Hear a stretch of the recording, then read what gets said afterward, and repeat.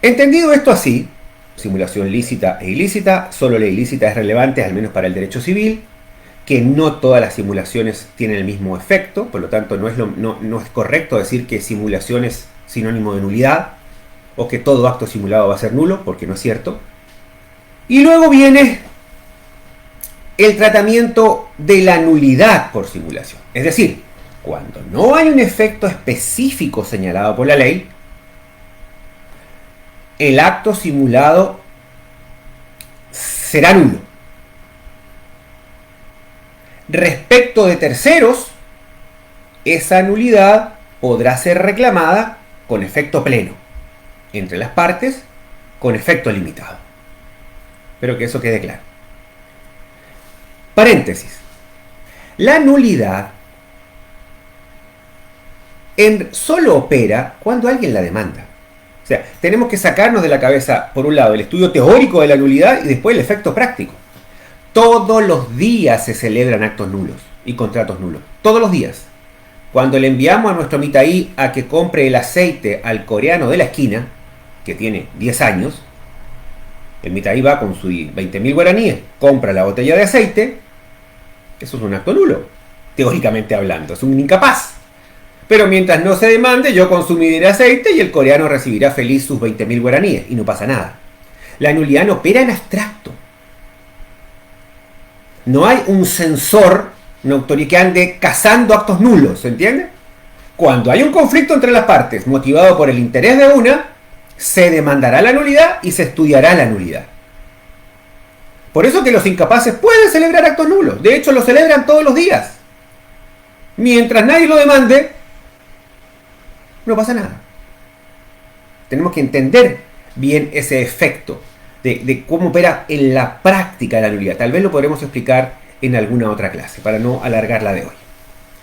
Entonces, mientras no haya demanda de nulidad de nadie, el acto va a producir sus plenos efectos, así como aparece producido.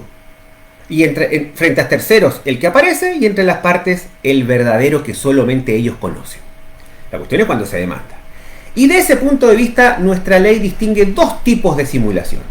La simulación fraude, artículo 357 del Código Civil. La simulación fraude, 357 letra E. Y la simulación vicio de la voluntad, 358 letra C. La simulación fraude produce la nulidad del acto, el acto es nulo, con todo lo que ustedes saben que significa, ¿no es cierto? Intervención de oficio, etcétera, etcétera. Pero se produce solo en los casos en que la ley presume la simulación. Cuando la ley dice yo presumo que este acto es simulado, la sanción es la nulidad, porque hay una presunción de fraude. El acto es nulo. Ejemplos, para que pongan ahí si quieren al margen del código, pongan al margen del 357. Letra E, pueden poner dos ejemplos, el artículo 210 y el artículo 2605. Veamos rápidamente, porque está cerquita aquí en el código, el 210.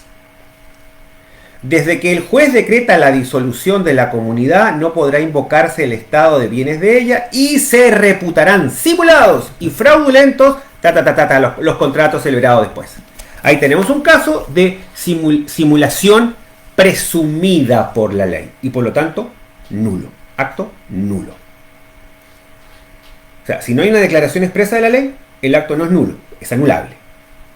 En los demás casos, la simulación 358 opera como vicio de la voluntad.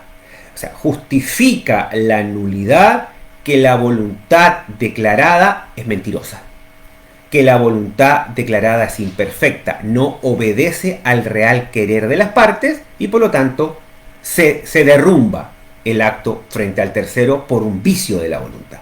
No por el fraude, por un vicio de la voluntad. Por eso es la diferencia entre simulación fraude, 357 del Código Civil, y simulación vicio, 358 del Código Civil. Cuando la simulación es fraude, y quiero insistir en esto porque luego en la reglamentación específica de la simulación no aparece tan claro esto, pero hay que tenerlo claro. En la simulación fraude no hay nada que hacer, es un mandato de la ley, el acto es nulo. Entonces, si el acto se celebra en las condiciones indicadas en la ley, el juez declarará el acto simulado y nulo. Punto, se acabó.